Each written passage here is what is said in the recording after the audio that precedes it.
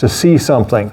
And it's not the idea of just that your eyeballs are working, but it's also like the word Shema is for the word hearing in Hebrew. And it's not just the idea that you hear something, but that you hear and you actually understand it. So when it's talking here about seeing, it's talking about seeing and actually knowing what you see. Do you know that we can get so focused on things that we don't actually see what's in front of us? Have you ever noticed that? I've noticed men are really good at that. Yeah, I've noticed men are really good at that. The keys are hanging on your middle finger, and you're running all over the house going, where are my keys? Where are my keys? And your wife goes, well, they're right there. Again, it's not because we have the lack of ability to see, but we're not really seeing. Right? We're not really seeing. We're kind of seeing, but not really seeing.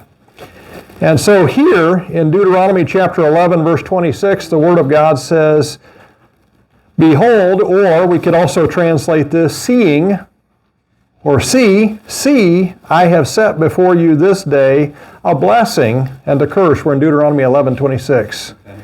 Behold, I have set before you this day a blessing and a curse, or seeing, I have set before you this day a blessing and a curse. We could say it's a gerund. A blessing, if you obey the commandments of the Lord your God, which I command you this day, and a curse, if you will not obey the commandments of the Lord your God, but turn aside out of the way which I command you this day, to go after other gods which ye have not known. And it shall come to pass, when the Lord thy God hath brought thee in unto the land whither thou goest to possess it, that thou shalt put the blessing upon Mount Gerizim, and the curse upon Mount Ebal. Are they not on the other side Jordan, by the way where the sun goeth down, in the land of the Canaanites, which dwell in the Champaign over against Gilgal, beside the plains of Moreh? And of course, Champaign is a French word that means the countryside. For ye shall pass over Jordan to go in to possess the land which the Lord your God giveth you, and ye shall possess it, and dwell therein, and ye shall observe to do all the statutes and judgments which I set before you this day. Now, as God says here, and He's going to say it over and over again in different places in the Word of God, His emphasis is on not just us seeing things, but seeing things as God does. And as I was trying to start my explanation or my illustration, when I was over at the memory care with my mom the other day, and I got to talking to one of the ladies over there, she was very, very excited about getting $10,000 free dollars. And the reason why I think she was is because she's sometimes like we are when we see a shiny thing. You know, we walk into the store and we see the end caps, and y'all that are in retail know what I'm talking about. They put the things on the end caps as where they make their money. They put things there that they have a high difference between what it costs them versus what you pay for it. And so they put them out there to attract your attention, and you go, oh, I've got to have one of these. Without any thought of the consequences of, when I get one of these, is this really what I need? Is this really the money that I need to spend, etc.? And so as I was talking to her, she was ecstatic about the fact that she's getting $10,000 free dollars to pay off her college. $10,000 free dollars. That sounds great, doesn't it? Mm-hmm. But the reason why it sounds great is because you're not really seeing. You're seeing what the president says, but you're not thinking about the consequences of what he has just said. One, as some of you know, and I was trying to explain to her, I said our government system is set up so that the legislature is also the ones who set up our budget. They set up our spending, and the president signs off on it. The president doesn't initiate any spending at all. I said, but in this case, he's going to. And I said, that's not actually a good thing. It's not the president's job to initiate the spending of the U.S. It's not his job. I said his job is the executive. His job is to get the sides together, get them working on things, and then ultimately when they decide what they want to spend and what they think is important, then he's the guy who signs off on it. He's the executive that makes it happen. Mm-hmm. But he's not the one that initiates anything. And I said, when our president does this, the exciting thing is eventually somebody will sue him. And you say, well, why? Because he doesn't have the right to spend money just by an executive order. I said, she said, well, I don't understand. What's the problem? I said, if President Biden went flying down Lincoln Avenue, which is where my mom's home is at, the memory care, at 100 miles an hour, and says, I dare anybody to pull me over, and nobody pulled him over, is it legal? She said, of course not. I said, but he's getting away with it. And she said, yeah, but it's still not legal. I said, wouldn't you like to live in a society where everybody goes down Lincoln at 100 miles an hour whenever they feel like it? And she said, no, that would be awful. And I said, I agree with you. I said, but what our president has done has said he's going to give every college person $10,000 free towards their college education. But he's doing so illegally, and I said, what will happen is somebody will actually you have to have somebody who actually has a grief against the president for it. In other words, they're harmed in some way, and they sue the president. When they do that, it'll eventually make it up to the Supreme Court. The Supreme Court will throw out his executive order saying it's illegal. I said, in the meantime, though, you've already given tens of thousands of dollars to all these people that have applied for it. I said, now, after they say that what he's done is illegal and they come back to you and they say, Destiny, will you give me $10,000 back? What are you going to say? I don't have any money. I said, now, let's get to the crux of the matter. I said, where's the money coming from? And please don't tell me Obama's stash, which is what was said back when Obama was the president, because everybody went, well, it's going to come from Obama's stash. Well, where does Obama's stash come from? Again, we see a lot of things, but we don't really see. And that's what I was trying to explain to her, is that everybody's excited because they see $10,000 free dollars. What they don't see is that the purse that they're holding is the one in your pocket. And I said to her, our nation is already, I don't remember the number now, $28 trillion in debt.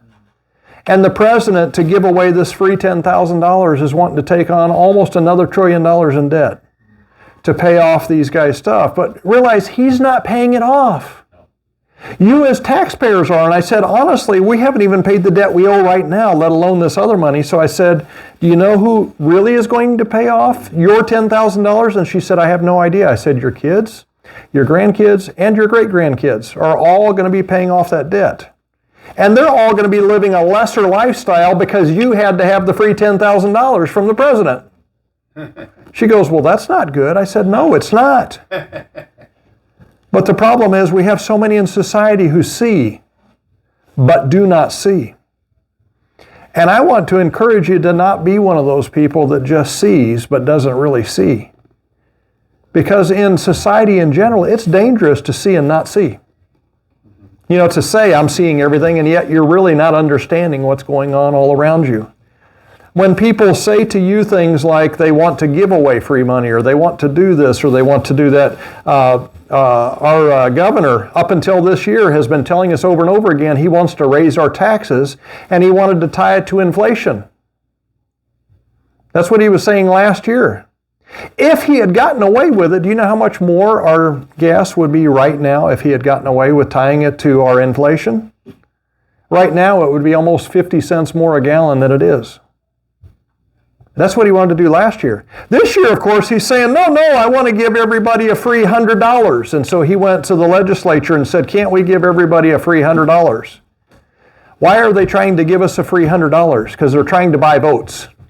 Just like President Biden is trying to do right now by offering $10,000 to everybody who has any college debt. But he's not really giving them $10,000. He's taking $10,000 out of the taxpayers' pockets and handing it to other taxpayers and saying, okay, here's free money for you. But is everybody going to get that money? No, only the ones that actually owe money. What about the ones who paid for their education, i.e. your pastor? When I went to college, which has been a couple years ago, I added it up one time. I paid $45,000 in cash for the education I have. I took no student loans out. So if I was one of those young kids today who had went to school, guess what would happen to me? The president would go, sorry, you don't get any, but you get to pay for all those other people that are going to get the money because they actually were irresponsible. You say, what do you mean by irresponsible? Well, if you're not willing to pay your debts, you're being irresponsible. We don't generally in society say that it's my responsibility to feed Phil and Carlos and Destiny and Rich and Dave and John and Tom. That's not my job. Each of us has the responsibility to provide for ourselves and for our families. But what they're trying to sell us is that, no, it's my responsibility to take care of everybody else, and it's not. And our society is getting into trouble. Why? Because we don't see what we see. Is it making sense so far? To me, it's really dangerous what's going on. And I actually see it, by the way, in the Word of God. I'm going to take you to several examples I hope that will make sense to you. But God emphasized that when they were wandering in the wilderness, many of the ordinances of the Lord could not be fulfilled. But he said, when I give you Canaan, you must fulfill my will. See what I see and do what I command. Now, you notice what I said. See what I see. Not see the world as the world presents itself. Because you realize, especially politicians, they're masters of deception. Or they wouldn't be a good politician. They are masters of deception, telling you, I'm the one who's your buddy. I'm the one who's going to take care of you. The way that the government takes care of us is getting out of our way. It's not waiting on us hand and foot. Americans never expected their government to wait on them hand and foot or to give everything to them. What is the government's role in society? The government's role in society is to protect us and to put away evildoers so that they can't hurt us. I mean, they have a role. Fire is an important role. Police is an important role. And yet even those things right now, our elected officials are shooting at our police officers and telling them that they need to stop doing their job. And everybody's going, I guess that's all right. No, that's not all right. Because they're not allowing you to see things as they really are. When you tell police officers that they can't do their job, what happens? Well, lawlessness. Everybody starts running the red lights and doing all that kind of stuff. And if I don't know how many work shifts here, but I do. When I drive semi, sometimes I go to work at midnight. I couldn't tell you how many times I've almost been hit driving through an intersection at midnight. And you say, why? Are you breaking the law? No, I'm actually stopping for green lights because people who have a red light are running them at 40 and 50 miles an hour. Wow. And I don't want to be hit. And so when our legislatures are going after the police and our city councilmen are going and defunding the police, I want you to see what God sees. He says this is ridiculous. This is wicked. This is awful. God has put the government there for our protection, but not to steal from one member of society to give to another. That's not the purpose of society. And some of you may not know it, but our society has been going down this slippery slope for longer than you think.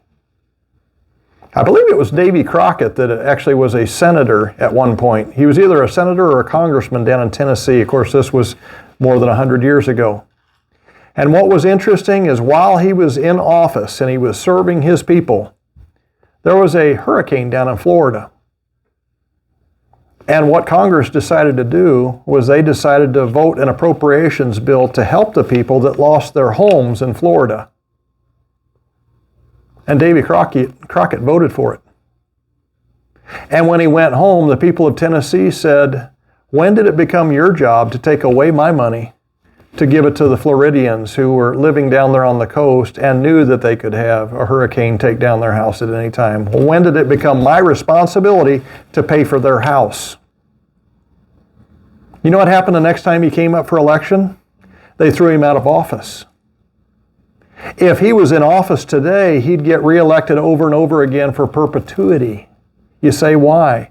Because Americans have stopped seeing. They're like Samson. They have their eyeballs burned out, and they have no idea that they can't see anything anymore. They think they're seeing, but they're not seeing. They're not seeing the direction of our society. Now, you say, why am I doing this? Because we all know this, Pastor. Great. I'm giving you ways of explaining it to people. Because the only way our society is going to be fixed is if we start telling people how to see. They've lost that ability. They're no longer seeing what they see. They're no longer hearing what they hear. They get mesmerized by their TVs and by the entertainment of the world. Now, I'm not downplaying the need for getting saved, brother. They all need to get saved. But they need to understand what's going on around them too, because you realize that their society is our society. You can say, well, yeah, but we're just this little clique here. No, we're not a clique. We're a family here, but we're part of this greater family called Milwaukee. And if we don't get our people to start making wise decisions, it all comes down on us. Guess what? When they hurt, we're going to also hurt. Because we're allowing them to see but not see. We're allowing them to hear but not hear. And they are going to have a profound impact upon our society. I was actually listening to the radio this week. As some of you know, I like to listen to stuff while I'm working over here in the church, and I'm trying to get this bathroom finished over here. It's getting close. The sink is hanging again on the wall. I just got to get the plumbing finished under it. But as I was doing that, I was listening to the radio on my phone, and this radio guy said he had tried to discipline his 2-year-old by swatting him with a ping pong paddle a single time. A single time. Now, some of you have had children before. I have 4. I never ever remember trying to swat my children with a ping pong paddle one time and going, boy, I bet that'll get the job done. He went on to say he was then surprised how rebellious his child became after that single swat with the ping pong ball. And then he went on to discount corporal punishment. Corporal just means bodily, body punishment. Well, the problem was not corporal punishment. The problem was that he was seeing and not seeing, and he was hearing and not hearing.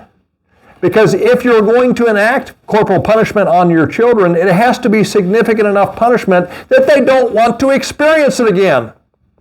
And a single swat with a ping pong paddle, seriously? You think that's discipline?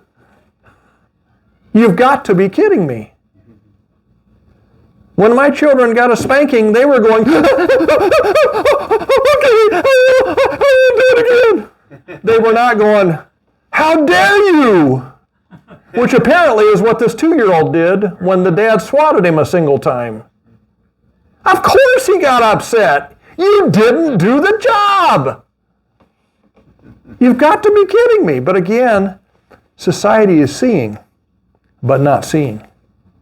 And they're hearing, but they really haven't heard. And I promise you, I could help that guy's kid out if he would actually follow my direction. I could teach him how to discipline his kids to actually get a result from it.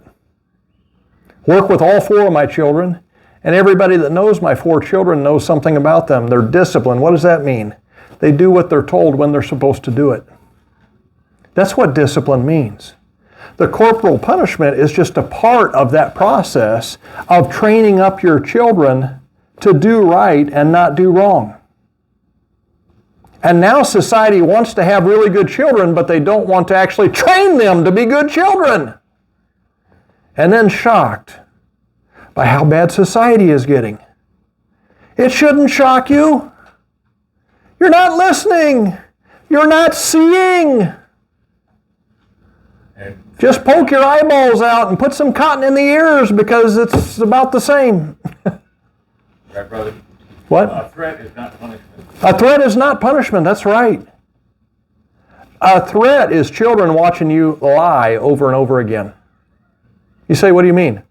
I'm telling you, if you do that one more time, okay, one more time, and I promise you, what did you just do? You lied twice. You lied. And what are you doing? You're training your children not to listen to you. And then getting frustrated when they don't. But you trained them that way. It was by your actions, by the things that you did. So this man then began on the radio to make fun of all those who tried to practice corporeal punishment. In other words, physically, swatting them. By the way, there is a place. It's on the behind. God created the behind for a reason. Amen. It has some purposes. If you applied the Board of Education to the seat of knowledge, it will help. It will. But I'm going to give you a biblical example, and again, I'm helping you because when you're trying to teach these concepts to people, sometimes it's good to have illustrations that you can use. And over in Genesis chapter 28 and verse 6, the Word of God is telling us a story about Esau and his daddy, Jacob. And of course, Jacob's wife, Rivka. Amen. But it says here in Genesis chapter 28 and verse 6, listen to this because this is important. When Esau saw. Now notice that it's saying that he's actually seeing something, right, with his eyes? But is he really seeing? Well, let's keep reading. And when Esau saw that Isaac had blessed Jacob and sent him away to Padan Aram to take him a wife from thence, and that as he blessed him, he gave him a charge saying, Thou shalt not take a wife of the daughters of Canaan. And Jacob obeyed his father and his mother and was gone to Padan Aram. Notice next verse, verse 8. And Esau, seeing the daughters of Canaan, pleased not Isaac his father. Verse 8. 28:8. Genesis 28:8. And Esau, seeing that the daughters of Canaan pleased not Isaac his father. Guess what the problem that Esau is going to have now? He's seeing, but he's not really seeing. He's hearing, but he's not really understanding. He's heard his dad say, I don't want my son to marry the daughters of Canaan. But he hasn't listened to the whole story. And without the whole story, you're still going to get it wrong. You're still going to get it wrong. Imagine listening to the doctor, but you say, Doctor, I can only listen to the first sentence you say. Everything else after that, I'm not going to follow. Well, how are you going to get help? How are you ever going to get better if you don't listen to all that he says, rather than just the first sentence or two that he says? And here, Esau's not listening. He's not seeing, even though it says he's seeing, and it says it over and over again. It says, Esau seeing that the daughters of Canaan pleased not Isaac his father. Then went Esau unto Ishmael. Who's Ishmael? It's his half brother, but by who? Hagar. Hagar is an Egyptian. Now realize that Ishmael has not been raised up by Abraham. He's been raised up by his Egyptian mother to be a what? An Egyptian. Meaning that she has very different values, and so would her son have different values than what the daddy has. But Esau's not even considering that. All he knows is he's not supposed to be with the Canaanites, and he's already got 2 Canaanite wives, which is also something he shouldn't have. He should only have 1. But he's got 2 Canaanite wives, and now he sees that his brother's getting blessed for chasing down a woman who's of his family from Syria, but not a Canaanite. And so it says here that he saw the daughters of Canaan pleased not Isaac his father. Then went Esau unto Ishmael and took unto the wives which he had. So he's already got 2. He adds Mahalath, the daughter of Ishmael, Abraham's son, the sister of Nebaioth, to be his wife. Now Esau saw what he wanted to see. And that's very important, that he saw what he wanted to see. Do you realize that sometimes when we start listening to somebody, we're only listening to somebody to hear them say the words that we want to hear, and then we run off and make the decision based on that. So the other day, I actually was talking to my wife, and I said, she was saying something about something I'd done, and she said, you were wrong in doing it. And I said, wait a minute, we had a conversation about this, and you said, and her response was, you heard what you wanted to hear. Now, maybe she's right. And if she's right, bad on me. You say, why? Because we should never be the one who just hears what we want to hear. We need to make sure that we actually understand what the other person is saying. Whether they want us, by the way, to understand it or not. When Biden said, I'm going to give you free money, he's not really giving you free money. All you have to do is do a little research into it, and you're going to find out, ultimately, our descendants are going to be taxed for this so-called free money, which is not free. Because, by the way, he's not independently wealthy. Although he did take millions of dollars from the Chinese and the Russians, he's not independently wealthy enough to give everybody $10,000 for their education. He's taking your money and your money and your money to give it to the other people. And if every time a politician came to us and said, we're going to do this free program, if we thought about it as he's taking money from me and all my friends to give it to so-and-so, it might stop us from voting for these people. But that's not how we view it. We don't even think about the source of the money. We don't think about really what he's saying. We're not considering all those things, and because of it, we make lots of mistakes. Just like with my wife, I thought I understood her when she said something, and she said, no, that's what you wanted to hear. Well, like I say, bad on me. That's my fault. It's not hers. It's not enough for me to just let somebody talk and then make a decision. If I don't understand what they say, then I'm going to make a bad decision. I need to understand. And by the way, I don't need to understand their viewpoint or their prejudice. I need to actually see it as it really is. Because like I say, the politicians out there can give you a zillion reasons why we ought to raise the taxes and why we ought to make the internet free for everybody. But nobody ever considers the consequences of all that stuff. They start saying, well, we should give every student that goes to college $10,000. Does anybody remember back when we changed from having regular TV that came through the air to digital TV? Does anybody remember that? I remember it well because I thought it was rather interesting. When they were getting ready to make that transition over, you could get the little box that you could hook up to your TV that could actually catch digital signals out of the air. You could get it for $20. You could get that little box, you could put it on your TV, and all was good. But the president at the time, and I don't remember now who it was, I think it may have been Obama. It was either Obama or the second Bush. But one of those presidents said, oh, don't you worry about it. We'll take care of you. And what he means by we'll take care of you is I'm going to tax you Americans, and then I'm going to re-hand out that money. And I'm going to look like a sugar daddy. I'm the wonderful hero in this story. So what did he do? That president gave all of us $20 to buy that box. Now, what you may not remember, and I remember it well because I like history and I like to learn from what I see. Immediately, those boxes went to $40. Did that president help us? No, he doubled the cost of those little boxes to give us digital TV. Because as soon as the manufacturers knew that there was free $20 out there, well, they want that $20 plus their $20. What happens when we give kids free $10,000 to go to college? Now what do the colleges want? $20,000, of course, because they know the other $10,000 is free. Mm-hmm. Supposedly the government's giving it, which they're not. We are. Anytime the government offers to give you free stuff, just think about the fact that it's probably double what they're telling you as far as cost. Mm-hmm. Anytime the government tries to make something free for us, it always makes it more expensive. A free market works a lot better than socialism does, period. And I don't have time to get into socialism tonight. If you want to hear more about that, go on Facebook or YouTube, look up our channel, Bethel Midrash.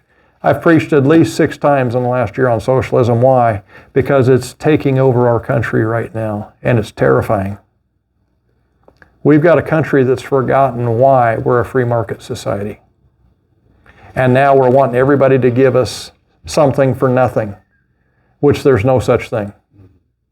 As my mom used to say, if it's free, it's not, son. Just keep looking, and you'll find out why it's not free. They used to tell me there was no free ride, there is no free meal. It's true. There's always strings attached. And that string usually, by the way, goes all the way into your wallet or your purse. Whenever the government's offering you something for free, that string follows all the way into your purse or your wallet. Guarantee it. Always does. And so it says over in Isaiah 40:18. By the way, what was the problem with Esau? Esau didn't understand that his parents didn't want him to marry what? Not just daughters of the Canaanites. They wanted them to marry into the family that believed like they did. And the only way that could happen is if he went back and married one of Abraham's brother's kids. Because then they're going to grow up with similar mores, similar values, similar traditions. That's why he wanted him to go back. And so by him marrying, by the way, Ishmael's children, doesn't mean anything, because Ishmael's children are going to be raised up Egyptian, which means that they're not going to have the same mores, they're not going to have the same values, they're not going to have the same traditions. Now here in Isaiah 42, verse 18, and the Word of God says, "Hear, ye deaf, look, ye blind, that ye may see. Who is blind but my servant, or deaf as my messenger that I sent? Who is blind as he that is perfect, and blind as the Lord's servant? Seeing many things," yeah, Isaiah 42:20, "seeing many things, but thou observest not." And that's a condemnation right here. God is condemning them for what? Seeing, but not really observing. In other words, not trying to understand what they actually see. Hearing, but not trying to understand what they actually hear. He says, "Opening the ears, but heareth not. The Lord is well pleased for his righteousness' sake. He will magnify the law and make it honorable. But this is a people robbed and spoiled. They are all of them snared in holes, and they are hid in prison houses. They are for a prey." You realize that when you stop listening and you stop seeing, you become a prey to those who are deceivers. And unfortunately, that's what a lot of our leadership is in the government right now. And that's also what a lot of our politicians are. And by the way, they're not the same thing. When I say leadership and I say politicians, those are not the same words. And I chose them specifically because we have a lot of people that are in government positions of power that are not politicians. The director of the CIA, by the way, is not supposed to be a politician. The director of the FBI is not supposed to be a politician. Now, when they actually side with a presidential contender named Biden and help him to win the election, that's not actually good, but technically those aren't supposed to be political offices. They're government servant offices. And unfortunately, even the government servant offices are no longer servants anymore. They view their positions as a position of power to take away more and more money from the taxpayers to line their own pockets with better and better benefits. It is amazing how much in my lifetime, and I'm sure Tom knows this, but in my lifetime, I can remember when I was growing up that if you served in a government position, you did so because you wanted to serve the people, not because of the wages. Because back when you used to work on the Department of Highways there in West Virginia where I grew up, it didn't pay as well as working for a construction company. But the reason why the guys did it was because they wanted to serve their nation. And they wanted to serve their community in particular.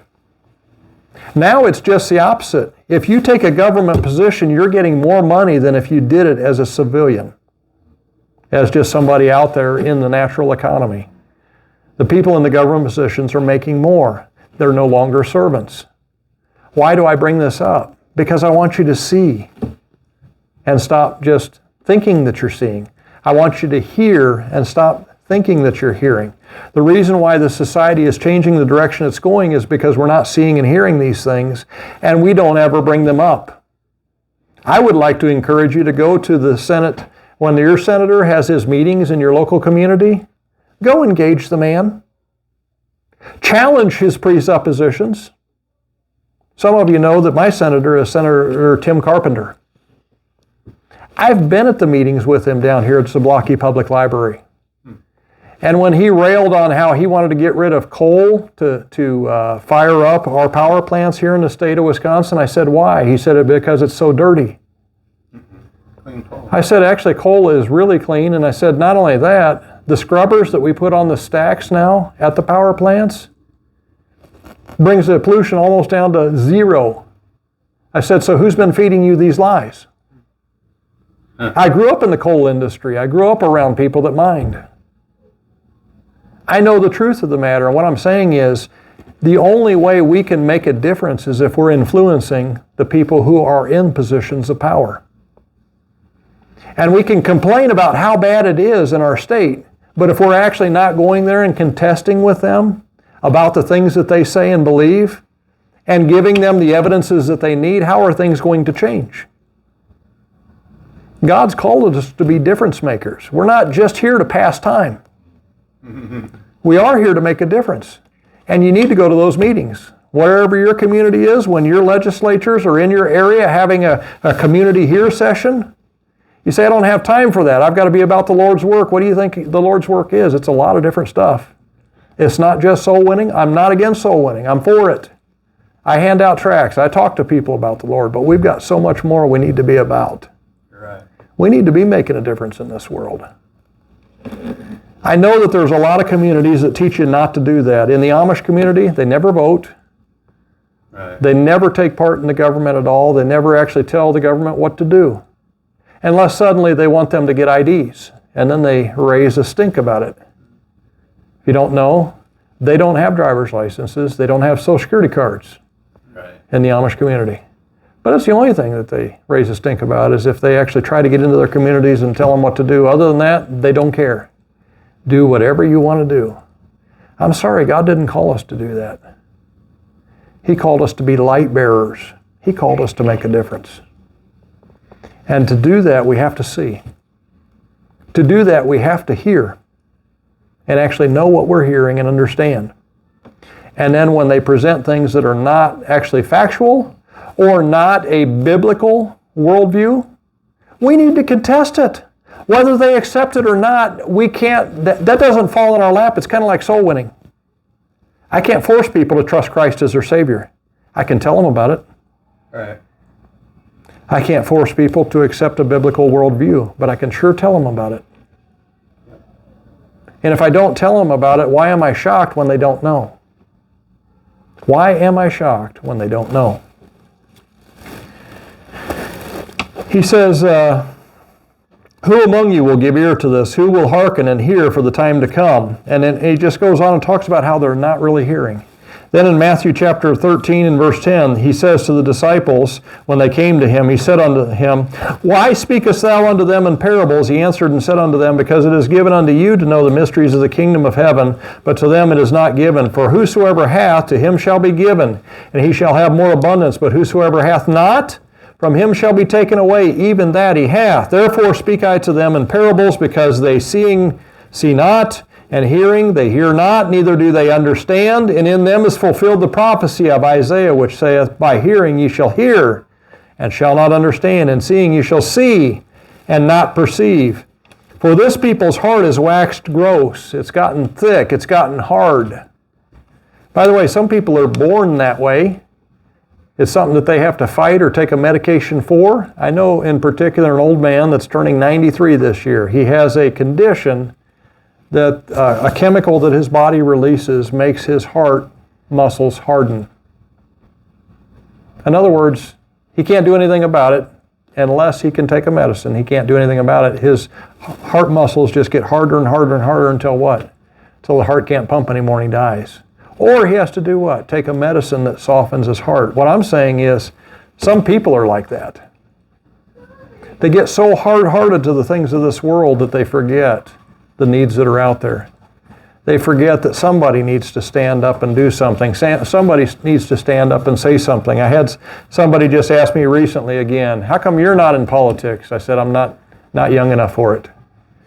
I don't think I could handle the schedule. I'd probably look like Biden does now when he's at his events and he looks like he's half asleep. That's probably the way I would be trying to keep the schedule that a politician keeps. Honestly, I wish I was younger, but I couldn't do it anyway. And you say, why? Because God called me to this pulpit. But he does call some people to politics. My grandfather was a Christian. John Frank Wiseman was a Christian. And to my knowledge, my grandfather was a politician most of his life, not all of it. He started out in business, and when the city that he was in got into financial trouble, they said, you're really good with finances. You seem to know you have a good head about business. Could you come and run our city for us? And he did it, and he got their finances under control. And when everything started going real smoothly, what did they do? They threw him out of office and brought in a guy that would be willing to spend the money they wanted to spend on things that they wanted to spend it on. What happened when they got into trouble again? Right. They called my grandpa and they said, "Hey, Frank, could you come and be our city mayor again? You know, we need help. We're in financial trouble."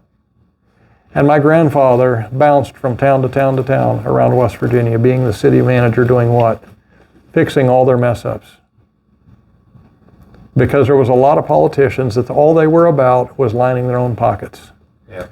But ultimately, sooner or later, somebody has to pay the piper. And that's when they'd invite my grandpa back and try to figure out how to get out of the debt that they had amassed to themselves. Right now, our country has taken on such great debt, I don't know that that's even possible anymore. I remember living through Jimmy Carter the last time we were in a serious recession like this, and we are in a recession now. But I remember living through the last one, Jimmy Carter. And fortunately, back then, he wasn't actually trying to dig us in a hole deeper once it started. He basically took his hands off of almost everything, it seemed like to me. Why? He wasn't sure what to do. Instead, Biden's minions, who are all socialists, are taking us more and more down the road to socialism, putting us more and more in debt. Well, what's ultimately going to happen with that? You're going to collapse the economy. You're going to make people's lives worse. And then who are you going to blame it on? Trump? Really? 15 years later, you're going to be saying it's all Trump's fault? I'm sorry, but that doesn't work for me. Trump is not the one who put you into that difficulty. A year and a half ago, our economy was doing really well, and now it's not. Why? There's only one explanation. We have a president and his minions who have no idea what they're doing. And what I'm saying is, we as believers, we need to stand up. We can't do much at the federal position, but we can locally. Yeah. We can with our senators, with our congressmen. We have a senator up for election right now, Ron Johnson, who does understand business because he's owned a business. Mm-hmm. We need more people like that in office, like my grandfather was. We need people that understand how business works and they don't just spend willy-nilly. Right now, our president said that he could spend this almost $1 trillion more to pay off these student loans and that our inflation is going to go down. You know what that tells me? He doesn't understand much about finances at all. Nobody goes out there and puts more on a credit card and says, this is going to make my financial problems go away. Only the president can do that. You and me, we go out there and we get a new credit card and we spend another $25,000 on the credit card. That does not make our situation better. By the way, it doesn't for the president either. Unfortunately, he just doesn't know it. But we need to be ones that are seeing, we actually see, and hearing, we actually hear. Amen? If we actually listen to our politicians with understanding, it would change the way we vote. Think of the free money for college that the president is illegally giving away. I gave you the illustration. Yeah, we would change the way we vote. I've got friends who actually voted for our president right now. I didn't. Why? Because I knew who he was. All through his history, his 40-some year history in the Senate, all the other people said he was always on the wrong side of every event. In other words, the decisions that he made were always the wrong ones. Well, we've seen that for a year and a half now, but we already had seen that for about 46 years while he was in the Senate. Why is it that it takes us almost 5 decades to realize this? No. People in power put him in position. But we don't have to reelect him, and we don't have to put people like him back in office. We can have eyes that see and ears that hear. Amen. If we actually listen to our spouses, there would certainly be less arguing. Think of the event for which your spouse is mad at you. They asked you if you had anything planned on a certain day, and you said no. And then you get to that day, and they go, you ready to go to such and such? And you're like, but I've got this plan, and I've got that plan, and I've got the other thing planned. Do you know why that happens? Because seeing you do not see, and hearing you do not hear. When they said, do you have that day open, they were saying that for a reason. But again, our problem is we don't see and we don't hear. And it's an area of our life where we need to work on it. We need to begin seeing and we need to begin hearing. Amen? Thank you for joining us online.